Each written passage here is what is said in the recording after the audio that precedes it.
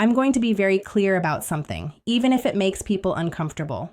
When a man looks at a woman, his perception does not start with morality or polite discourse. It starts with the body. And yes, that includes her chest.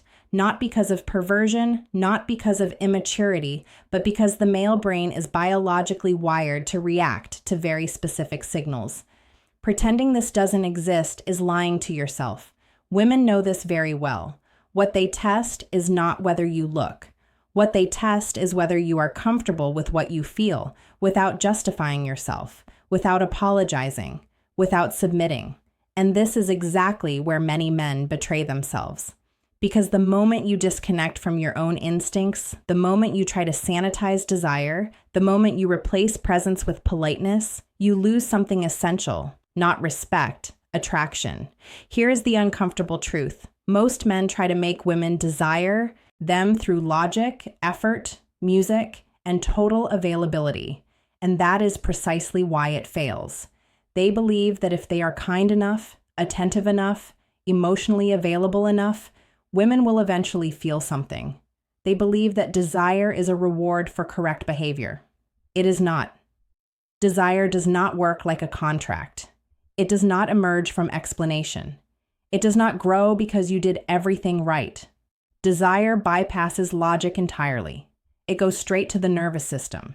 It is visceral, automatic, music unconscious. And it does not care how good of a man you are on paper. You can be stable, intelligent, emotionally mature, financially secure, music, and still watch a woman slowly lose interest without being able to explain why. Not because you did something wrong, but because you activated the wrong mechanisms.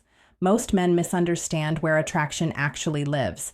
They assume attraction is a decision, music, a judgment, a rational evaluation. But attraction happens before judgment, before thought, before language. By the time a woman explains why she feels something or why she doesn't, her body has already decided. And this is where men get trapped. They keep trying to speak to the thinking mind while attraction is being governed somewhere else entirely.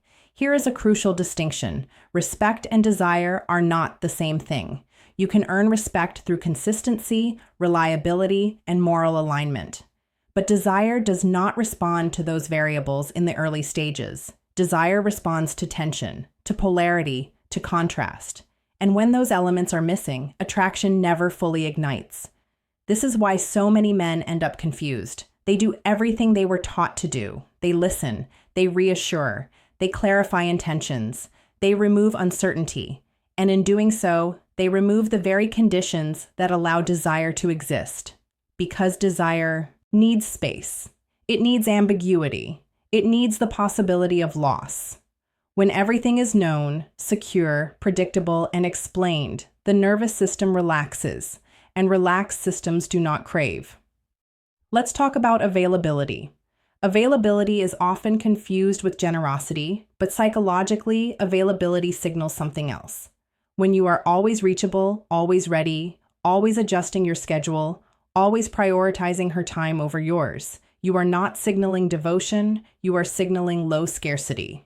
And the human brain, male or female, assigns value based on scarcity. This is not a social construct. This is neurological. What is rare is valuable. What is abundant is taken for granted. When your attention is unlimited, it loses weight. Not consciously, subconsciously. Her rational mind may appreciate you. Her body disengages because desire is not appreciation. It is activation. Another uncomfortable truth. Predictability is comforting, but comfort is not arousing. At least not at the beginning. Early attraction feeds on stimulation, not safety. When every interaction with you follows the same emotional rhythm, the nervous system stops responding. You become emotionally flat, not offensive, not unpleasant, just neutral. And neutrality is deadly for attraction. This is where many men misunderstand masculinity. They believe being safe is the goal, but safety without tension is invisible. Masculinity at its core is not aggression or dominance. It is grounded music presence, the ability to stand in your impulses without collapsing into guilt or overcompensation, the ability to feel desire without apologizing for it, the ability to be interested without chasing. This is why that initial point about looking matters so much. When a man notices a woman's body and immediately suppresses himself or floods the interaction with politeness to compensate, he signals internal conflict. Women sense this instantly, not consciously, but somatically. They don't think he looked. They feel he is not at ease with himself, and lack of self-ease is deeply unattractive. Let's move deeper. Attachment dynamics play a major role here. When a man pursues anxiously, seeking reassurance, music, over-explaining intentions, trying to remove all uncertainty, he often activates avoidance in the other person, even in women who are not naturally avoidant, because desire requires freedom. It requires the ability to move towards something, not be crowded by it. When there is no space, desire suffocates. This is also why neediness is so destructive.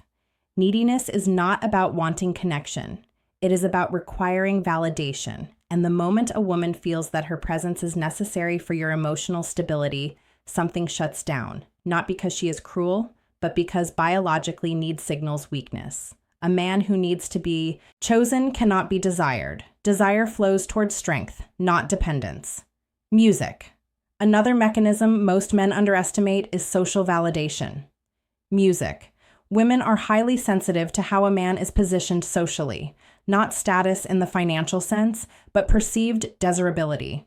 A man who is wanted, who is engaged in life, who has social gravity, who is comfortable among others is filtered as higher value automatically. This process is unconscious. It is not jealousy. It is neurological efficiency. If others validate him, he likely has qualities worth noticing. Now contrast this with the man who isolates himself emotionally around one woman who slowly withdraws from his life. His routines, his interests, his world shrinks, and her attraction shrinks with it.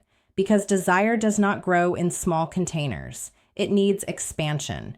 The solution is not manipulation music. It is alignment. There is a massive difference between pretending to be busy and actually having a life. Between delaying replies artificially and responding when you genuinely have time. Between acting indifferent and being internally centered, women detect the difference instantly. Authenticity matters. Not moral authenticity, energetic authenticity. Here is what genuine masculine alignment looks like in practice. You do not abandon your plans to accommodate last-minute changes, not to punish music, but because your time matters. You do not over-ex, because your attention is not surplus. You express interest clearly. Music without begging. I'd like to see you again, not tell me when you're free. I'll adjust. You are comfortable with pauses. Silence does not threaten you. You lead interactions rather than interviewing. You can tease lightly without fear. You can disagree without tension. Sometimes you end conversations first, not as a tactic, but because you have somewhere to go. Each of these behaviors communicates the same thing. This man is self-contained, and self-containment is magnetic. Now, let's dismantle one last illusion. Many men believe that if they just explain themselves better, attraction will appear. But attraction does not need explanation. It needs embodiment. You cannot talk your way into desire. You can only position yourself in a way that allows it to emerge. Let's summarize this clearly. Desire is not negotiated. It is triggered. It does not respond to moral effort. It responds to psychological signals, scarcity, contrast, presence, self-possession, social gravity. None of this requires manipulation. It requires honesty with yourself first. If you suppress your instincts, you leak insecurity. If you chase validation, you signal need. If you abandon your life for approval, attraction dies. The paradox is simple. The more complete your life is, the less you need desire. And the less you need it, the more likely it appears. If this resonated with you, reflect on it. Not emotionally, strategically. Where have you over-explained? Where have you over-invested? Where have you replaced presence with politeness? That's where the shift begins. And that shift has nothing to do with women. It has everything to do with